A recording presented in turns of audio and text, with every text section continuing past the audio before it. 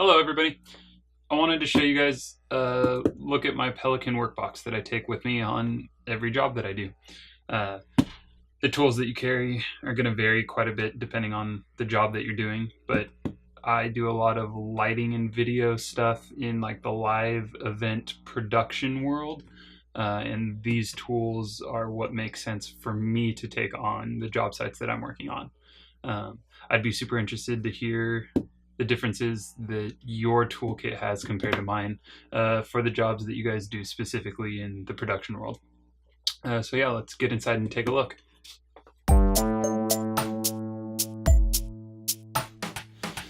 So I just want to do a rundown of the outside of the case, I guess. This is a Pelican 1510.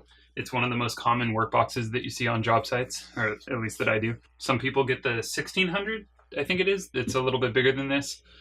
This one's popular because it's the carry-on size, although with a lot of the hand tools that I have in here, I can't carry it on an airplane anyways. I have to check it. But it's a nice size to kind of keep everything under 50 pounds if you're traveling and you're checking it. And also just a manageable size to take with you in your car, however you get to the job site. I did replace the handles and latches with the aftermarket ones. I just like these green ones. That helps my box stand out from all the black ones that you see out on the job site, and that's kind of nice. And it's just kind of cool to be able to customize the handles and give it your own kind of flair, if you will. I'll put a link to the latches in the description of the video. So yeah, let's take a look inside. So my box, I guess I'll get that in frame a little bit better.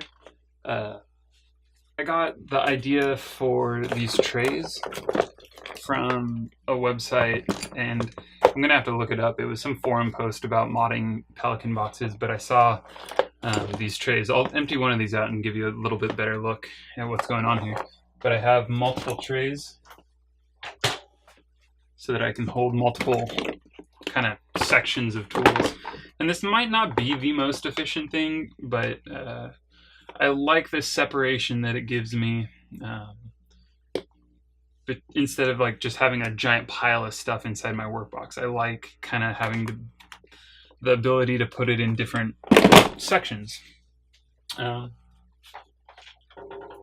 this back together real quick.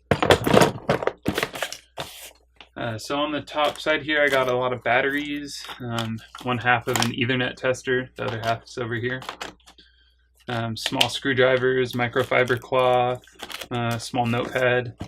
I got all sorts of Ethernet accessories, some crossover adapters, a USB 3 hub that I believe has a Cat 5 port. No, it doesn't. But then I have Cat 5 to USB also.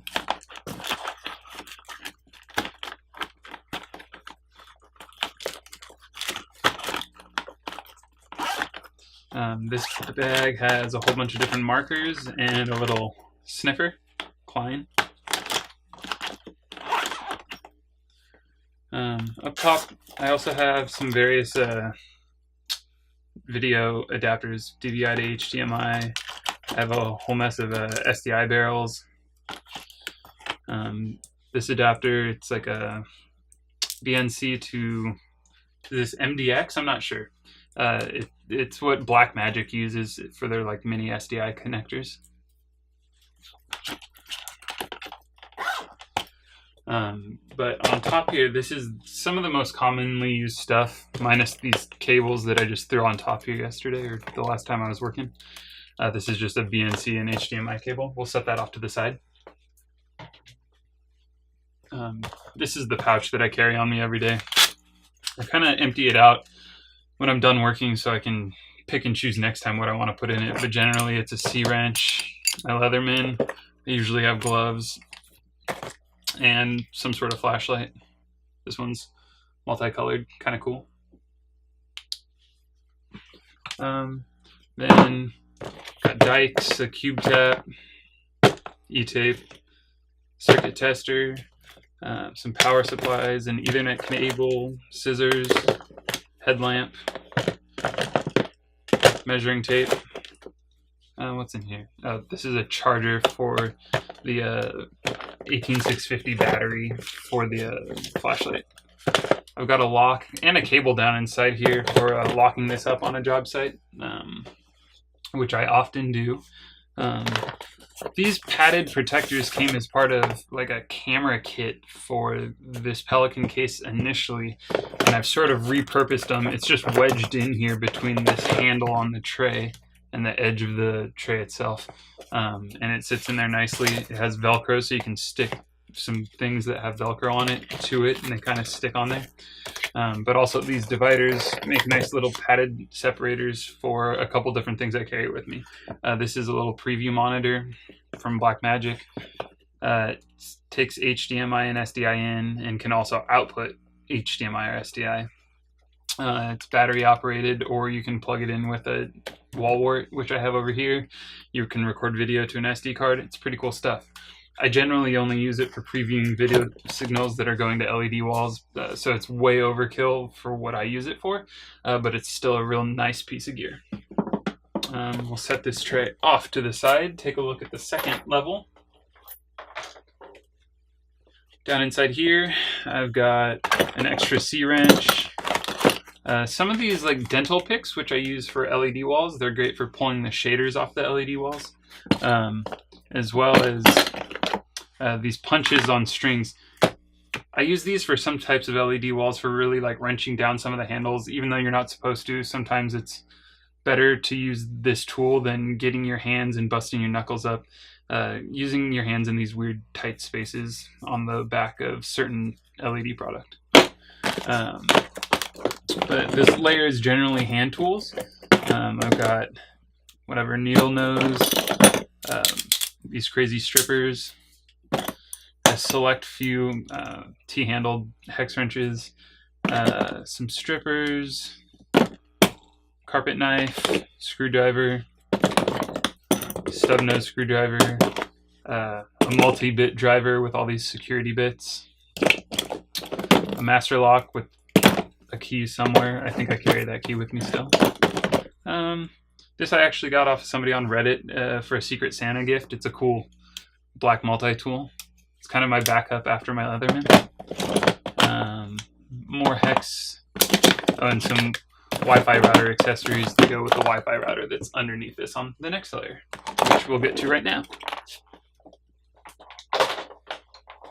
So on this bottom layer, we've got a Cat 5 cable. We've got this Asus Wi-Fi router. This is super handy for some of the LED wall work that I do. Well, I mean, it's getting more and more common just to have different routers and switches incorporated with all the different types of gear that you're working with, because so much of the stuff in the like production world now speaks over IP. So that's just a generally good tool to carry with you nowadays. Let's see. I have this disto, but to be honest, I've never actually used it, or not really depended on it. I've only used it because I had it in my toolbox. I'm not a rigger. Typically, there are always riggers on the jobs that I'm doing that take care of most rigging jobs, really, that you would use this for. Sometimes I thought that I might use this to double check the height of a lighting truss after it's been hung, or maybe the bottom of a video wall, instead of taping on an actual tape.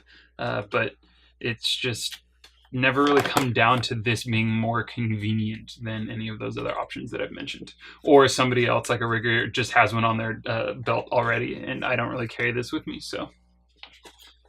I mean, I don't carry it on my side. I take it to the job site.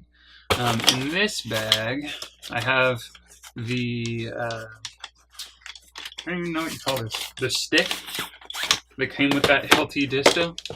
So that expands out. It's kind of like a camping pole support system. And that's what you plug the disto into instead of just using it on its own. And then I also have like a mini tripod in this bag. I'm not going to take it out, but I generally take that with me just for my own personal photography. And it's a nice size that fits in here. And I've used it with a laser level on a couple jobs before, but generally I don't really use it for work. This is part of the Wi-Fi router. These are Cat 5 heads that go along with the crimping tool that I carry to replace Cat 5 ends. This is the cable that I have so I can lock up my box to whatever. This nice little bungee safety that you can put on whatever tools you're working with if you're at height and don't want to have to worry about dropping it on somebody. In this climb bag, I have my meter. There you go. That's my meter. And last but not least is my Swisson DMXer. Another tool that's kind of overkill for what I do, but when you specifically need it, it's awesome to have. And it's a great kind of test source for a DMX signal if you don't have your console set up yet, or if you just need to verify a DMX line is actually carrying a DMX signal, you can receive it with this. And it's great to have a tool for that because it's just kind of a no questions asked situation after you're using a tool. I just hate to be troubleshooting something without a way to actually verify whether or not what you're working with is good.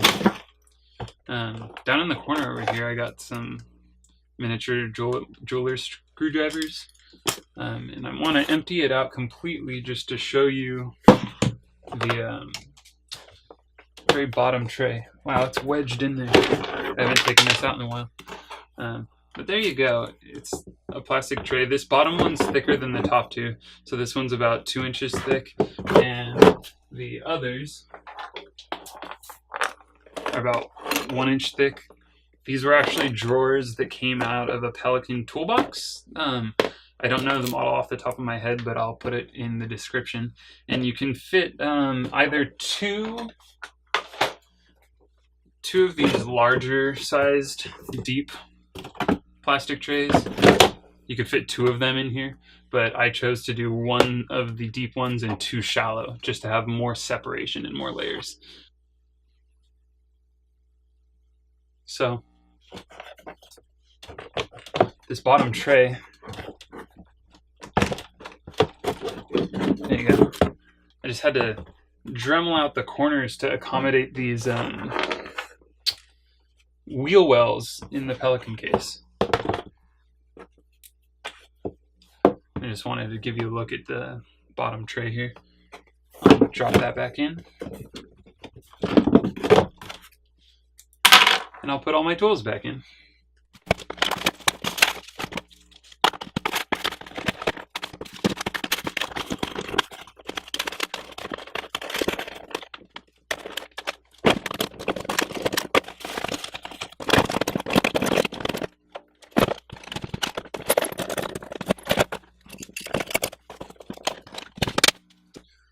So there's a basic look at all the tools that I carry on a job site.